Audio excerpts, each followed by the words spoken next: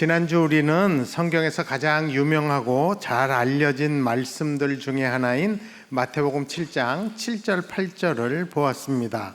구하라 그리하면 너희에게 주실 것이요 찾으라 그리하면 찾아낼 것이요 문을 두드리라 그리하면 너희에게 열릴 것이니 구하는 이마다 받을 것이요 찾는 이가 찾아낼 것이요 두드리는 이에게 열릴 것이니라, 이 말씀입니다. 이 구절을 문맥과 상관없이 딱 두 절만 띄워놓고 야, 구하면 다 준대, 찾으면 다 찾을 거래, 두드리기만 하면 다 열린대 라는 뜻으로 들리기 쉽다고 했습니다. 그러나 성경 말씀을 자기 마음에 드는 구절만 따로 잘라서 자기 좋은 대로 취하여 붙잡는 것은 말씀하신 분의 의도를 왜곡시킬 수 있다고 했습니다. 예수님께서는 제자들이 무엇을 구하고 무엇을 찾고 무엇을 두드려야 하는지를 이미 앞에서 산상수훈에서 다 말씀하셨습니다. 저는 그것을 두 마디로 줄이면 하나님의 성품과 믿음이라고 지난주 정리해 드렸습니다.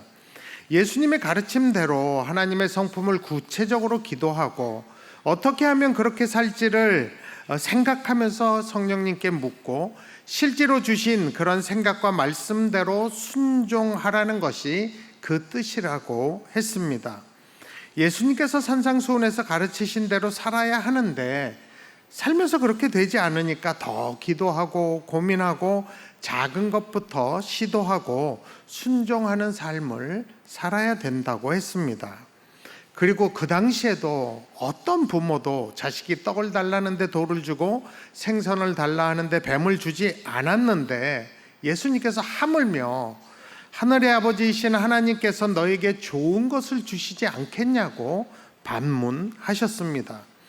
예수님의 이 말씀은 너희가 바로 하나님의 자녀들이고 여호와 하나님이 너희의 하늘 아버지시라는 아주 굉장하고 파격적이고 놀라운 선언이라고 했습니다. 그리고 그 본문이 결론으로 이어지는 게 오늘 본문 말씀입니다.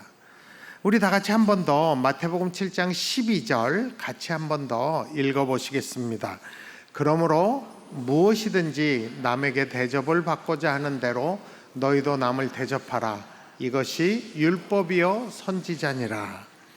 그러므로가 등장하면 결론인 거죠. 앞의 내용의 결론이 그러므로입니다. 근데 여러분, 오늘 본문에 등장하는 이 그러므로 뒤에 나오는 이 내용이 이 문맥을 보면 좀 언뜻 이해가 안 갑니다.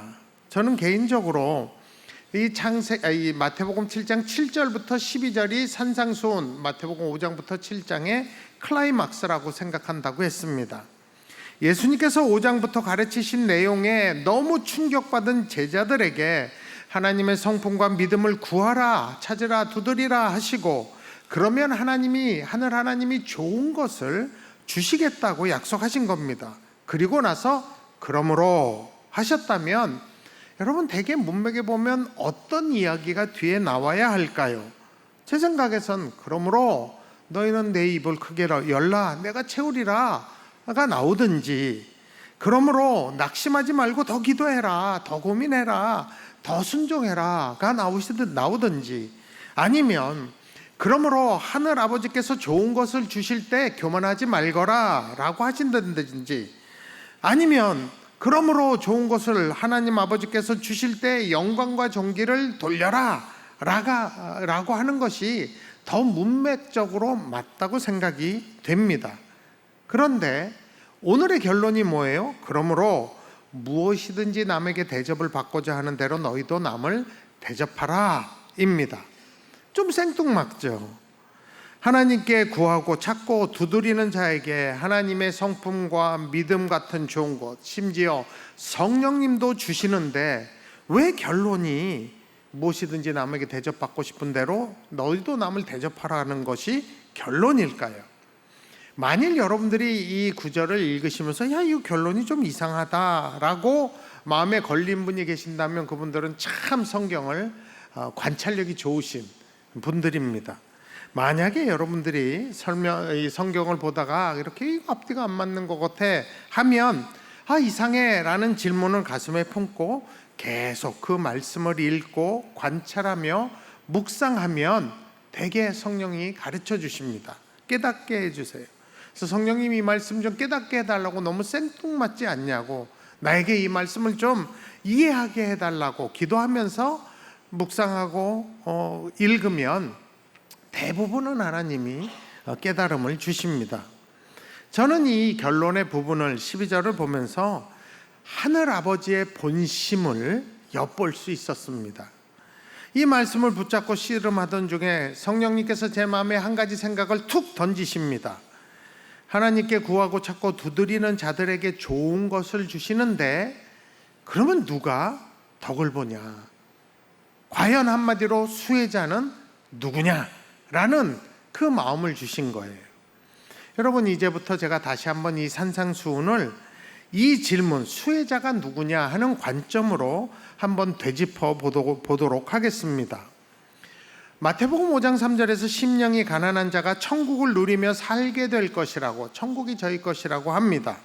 여러분, 제 심령이 가난해져서 제가 천국을 누리고 산다면 저만 좋을까요?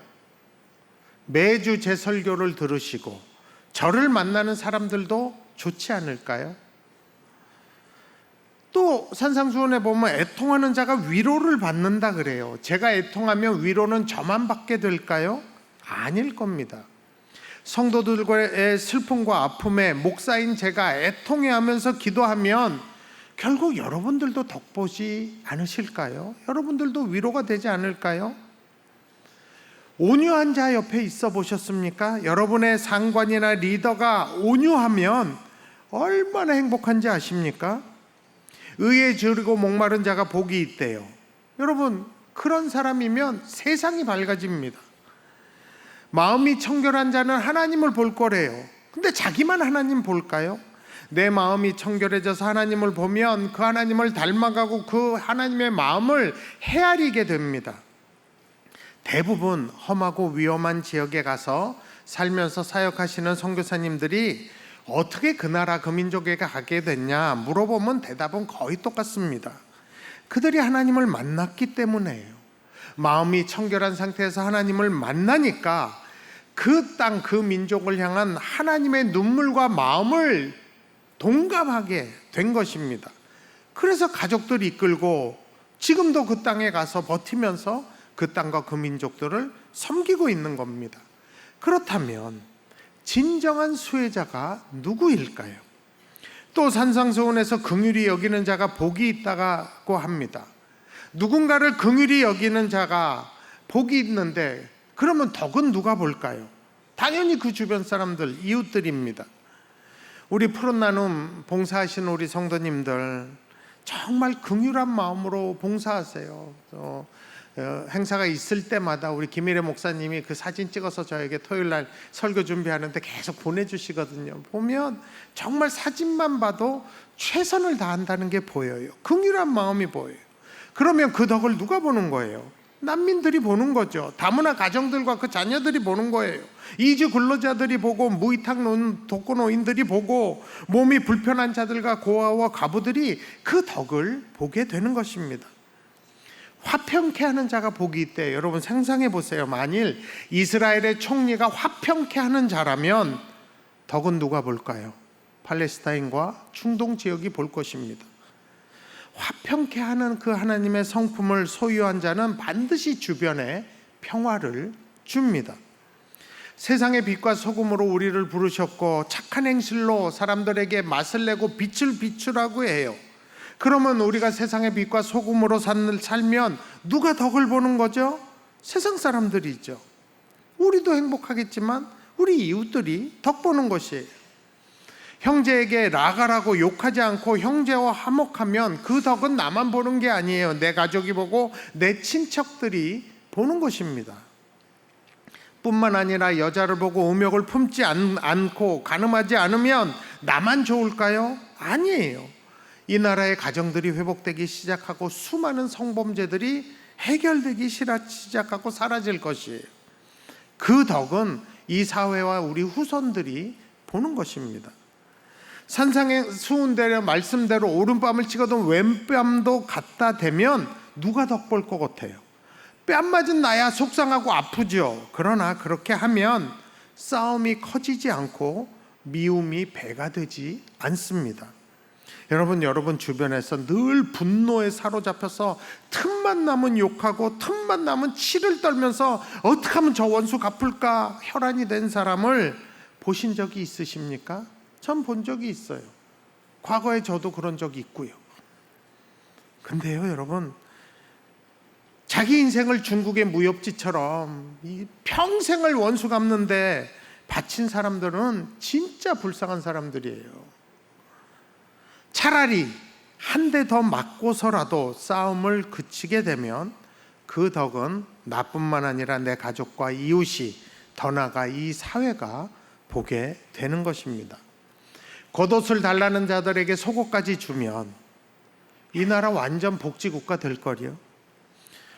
마태복음 5장 44절에 너희 원수를 사랑하며 너희를 핍박하는 자를 위하여 기도하라 하라는 가르침대로 산다면 나만 덕보는 것 아니라 가족들 간에, 또 이웃들 간에, 국가 간에, 민족 간에 평화가 오고 그들이 덕을 보는 것입니다. 뿐만 아니라 구제할 때나 기도할 때 은밀하게 한다면 누가 덕을 볼 것 같아요? 상대방의 자존심을 존중하면서 구제하면 정말 그 사람 고마워할 거예요. 은밀한 중에 보고 들으시는 하나님을 믿고 그렇게 골방에 들어가 기도하는 사람들 때문에 그나마 이 땅이 하나님의 역사와 보호가 있다고 저는 믿습니다. 노픈트 푸른교회를 위해서 드러내지 않고 기도하시는 분들 덕에, 또한 저와 우리 목회자들 위해서 잊지 않고 은밀히 기도해 주시는 분들 덕에 제가 지금 이렇게 그 덕을 보고 있다고 저는 확신합니다. 하나님께서는 그렇게 은밀히 구제하고 은밀히 기도하는 자를 결코 모른 채 하지 않으실 것이에요. 나중에 주님 나라 가면 주님 이런 것까지 기억하시냐고 분명히 여러분 그러실 것입니다. 마태복음 6장 19절에 보물을 하늘에 쌓으래요. 그러면 보물을 하늘에 쌓는다는 게 뭡니까? 성경은 가난한 자들을 돌보고 고아와 과부를 돌보는 것, 이웃을 섬기는 것이라고 해요. 여러분, 우리는 보이지 않는 성전을 짓는 부르심과 사명이 있는 높은 뜻 푸른 교회입니다. 우리가 이렇게 희년운동을 하는 것이 바로 교회로서 우리가 하늘의 보화를 쌓는 것입니다. 그래서 불편해도 학교 강당을 빌려서 예배 드리고 학교의 이 모양 저 모양으로 기여하는 것이요. 그러면 학교도 좋고 학생도 좋고 학부모도 좋고 동창회도 좋고 노브드 푸른 교회도 좋고 좋은 것입니다. 푸른 나눔을 만들어서 섬기고 선교 사역을 하고 차세대를 비롯해 인재 양성, 다음 세대를 양성하고 있는 것, 이게 보이지 않는 성전을 짓는 거고 보화를 하늘에 쌓는 것입니다. 또한 남북이 하나 되는 뉴 코리아를 위해서 기도하며 고민하는 것, 이것이 하늘의 보화를 쌓는 것이에요. 여러분, 우리가 예수님의 이 산상수훈의 가르침대로 무엇을 먹을까, 무엇을 마실까, 무엇을 입을까 염려하지 않는다면 어떤 일이 일어날까요? 무엇을 먹고 무엇을 입고 무엇을 마실까 고민하는 그 시간에 이웃을 생각하고 기도하면서 열방을 생각하면 도대체 무슨 일이 일어날까요? 그런 걱정하지 않고 내가 어떻게 하면 세상에서 왕같은 제사장으로 살까, 내 직장에서 이런 고민하고 가정에서 이런 고민하고 산다면 여러분들을 통해서 하나님이 어떤 일을 행하실 것 같습니까? 결국 누가 덕을 보게 될까요? 우리도 포함되지만 우리의 이웃과 사회와 온 나라와 온 열방이 그 덕을 보게 될 것입니다. 또한 서로 비판하지 않고 자기를 먼저 돌아본 후에 서로 권면하면 누가 더 덕을 볼까요? 여러분, 그런 사람들에게는 사람들이 모입니다. 그렇게 잔소리하고 정죄하고 혼내도 변하지 않던 사람들이 이런 사람들에 의해서 변화가 돼요. 그러면 서로 더 사랑하고 하나님도 사랑하고 서로 더 친밀한 관계를 갖게 될 것입니다. 이와 같이 하늘아버지께 좋은 것들을 받으면 그 수혜자는 나만 아니라 내 이웃들, 내 주변이 되는 것입니다. 왜 예수님께서 마태복음 7장 12절에서 구하고 찾고 두드리는 자에게 좋은 것을 주시겠다고 약속하고 그 결론을 이렇게 이상하게 내셨는지 이제 좀 이해가 가시는지 모르겠어요. 그렇게 말씀하신 궁극적인 이유와 목표는 사람들 때문이에요. 이 세상과 사람들. 마태복음 7장 12절에서 제자들을 향한 예수님의 명령이 뭡니까? 그러므로 무엇이든지 남에게 대접을 받고자 하는 대로 너희도 남을 대접하라. 이것이 율법이요 선지자니라 합니다. 대접하다라는 이 헬라어는 행하다, 만들다라는 뜻이 있어요. 그러니까 사람들이 너에게 해줬으면 원하는 그들에게 그대로 너가 먼저 그들에게 그렇게 하라는 뜻이고, 사람들이 만들어줄 때 기다리지 말고 네가 먼저 만들어 가라는 얘기예요. 그래서 이 말씀 안에는 하늘아버지가 이 세상 사람들을 향한 그 본심이 들어있는 것입니다. 여러분, 사람들은요 다 천국 살고 싶어 해요. 하나님 나라 경험하고 싶어 해요. 하나님께 위로받고 싶어 합니다. 이 땅을 기업으로 받고 싶어 해요. 배부르고 긍휼히 여김을 받고 싶어 하는 마음이 사람들 모두에게 다 있습니다. 왜냐하면요, 하나님의 형상으로 창조되었기 때문이에요. 그렇다면 사람을 사랑하시고 세상을 사랑하시는 하나님께서 이 일에 누가 통로되기를 원하실까요? 누가 만들어주길 원하실까요? 그렇게 살도록 누가 모범을 보이고 누가 만들도록 애써야 할까요? 그것은 바로 하나님의 자녀들입니다. 왜냐하면 자녀들은 하나님 아버지가 그들을 사랑하신다는 것을 알고 이해하기 때문입니다. 그 본심을 헤아리기 때문입니다. 그렇게 하나님의 마음을 헤아리고 하나님을 닮아가고 싶은 사람들이 바로 예수님의 제자들이고 교회입니다. 하나님이 사랑하시는 이 교회들에게 하늘 아버지의 사랑을 이 땅에 베풀라고, 하나님 나라를 좀 이 땅에 전하라고 그렇게 할 사명을 주셨기 때문에 예수님이 이렇게 12절에 명령하신 것입니다. 그래서 예수님이 바로 이것이 율법이요 선지자니라 라고 말씀하신 거예요. 여러분, 그 당시 유대인들에게 율법이다 하면 딱 떠오르는 게 창세기, 출애굽기, 레위기, 민수기, 신명기, 모세오경이에요. 선지자니라 라는 이 원어의 뜻은 선지자들이 말한 것을 뜻하는 겁니다. 그러니까 역사서, 선지자들이 지은 역사서와 선지서들을 뜻하는 것이에요. 그러니까 모세오경을 제외한 나머지 성경, 구약 성경들을 뜻하는 것입니다. 그러니까 이것이 율법이요 선지자니라 라고 하신 말씀은 이게 구약 전체의 핵심이라는 뜻이에요. 마치 마태복음 22장 40절에서 하나님을 사랑하고 이웃을 사랑하는 것이 이 두 계명이 온 율법과 선지자의 강령이니라 하신 말씀과 똑같은 것입니다. 이게 구약 전체가 강조하는 것이라는 것입니다. 하나님이 주신 이 율법을 주신 이유가 사람들을 사랑하셔서 평화롭고 부족한 거 없도록 하기 위해 주신 것이고, 선지자들의 입을 통하여 말씀하신 것도 그 하나님의 사랑과 마음이 그 안에 있다는 이야기입니다. 그러면 말씀을 좀 정리해 보면, 왜 예수님께서 마태복음 7장 12절 그러므로 하고 결론을 이렇게 내셨는지, 첫 번째는 하늘 아버지께 사람들을 향한 사랑의 마음이 있기 때문이에요. 구약부터 성경 전체가 그 하늘 아버지의 마음을 증거하고 있는 것입니다. 정말 우리 하나님은 우리를 사랑하시고 세상을 사랑하십니다. 그래서 요한복음 3장 16, 17절이 있는 거 아닙니까? 하나님이 세상을 이처럼 사랑하사 독생자를 주셨으니 이는 그를 믿는 자마다 멸망하지 않고 영생을 얻게 하려 하심이라. 하나님이 그 아들을 세상에 보내신 것은 세상을 심판하려 하심이 아니요 그로 말미암아 세상이 구원을 받게 하려 하심이라. 이게 하나님의 본심이에요. 그리고 예수님도 남에게 대접을 받고자 하는 대로 먼저 남을 대접하신 온전한 모범을 보이셨습니다. 그리고 하늘 아버지께서 독생자 예수를 보내신 것 자체가 우리를 향한 그분의 본심이죠. 그래서 산상수훈의 클라이막스 결론을 예수님은 7장 12절로 그러므로 라고 맺으신 것입니다. 하나님이 우리에게 온갖 좋은 것을 주시는 이유는 세상을, 사람을 사랑하기 때문입니다. 두 번째, 그렇게 결론 맺으신 이유는 하늘 아버지께서 그 사명을 제자들, 즉 지금의 교회에 주셨다는 것을 강조하는 것입니다. 예수님께서 제자들에게 또 이 마태복음의 원독자들인 유대 그리스도인들에게 12절을 결론으로 명하신 것은 바로 이거예요. 무엇이든지 남에게 대접을 받고자 하는 대로 너희도 남을 대접하라. 이게 구약 전체를 종합하는 명령이기 때문에 교회는 절대 모른 채 해서는 안 됩니다. 중요한 명령이에요. 그리고 사실 이 명령이 이 원독자들인 이 초대 유대 크리스찬들이 갖고 있는, 유대 교회가 갖고 있었던 모든 문제를 풀 수 있는 키가 되는 것입니다.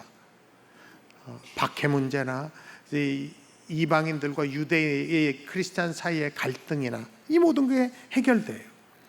근데 이 명령에 순종하고 살려면 좁은 문으로 들어가야 돼요. 그렇게 사는 게 참 쉽지 않아요. 어려워요. 그렇기 때문에 예수님이 더더욱 구하고 찾고 두드리라고 하신 것입니다.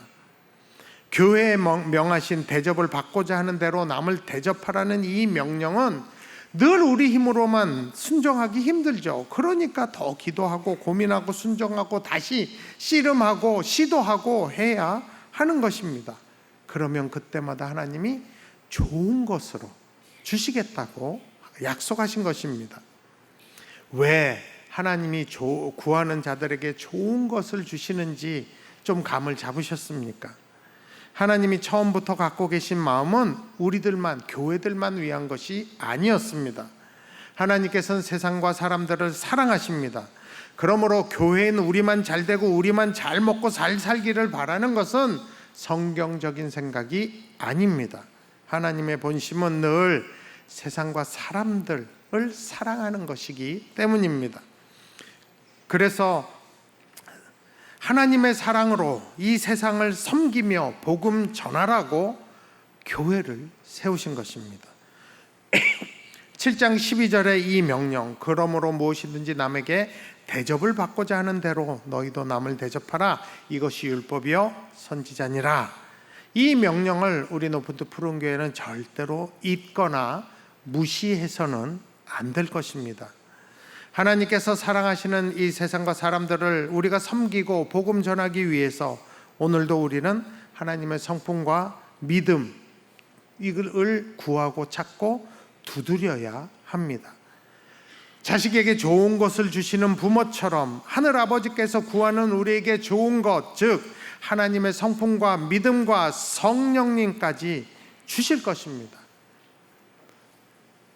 그것을 그 열매로 내가 대접받고 싶은 대로 우리 이웃과 성도들을 또 가족들을, 열방을 섬기기를 원합니다. 그렇게 사람에게 대접을 받고자 하는 대로 남을 대접하는 높은 뜻 푸른 교회가 되어서 그 결과 우리 교회가 하나님의 성품과 믿음으로 이웃과 세상을 더 끝까지 섬겼으면 좋겠습니다. 이렇게 살도록 씨름하고 기도하고 성령님을 의지하는 것이 바로 좁은 문으로 들어가는 것입니다. 이번 한 주간도 그런 삶을 살기 위해 씨름하시는 저와 여러분이 되길 원합니다. 그러면요, 우리 주님 진짜 좋아하실 거예요. 기뻐하실 것입니다.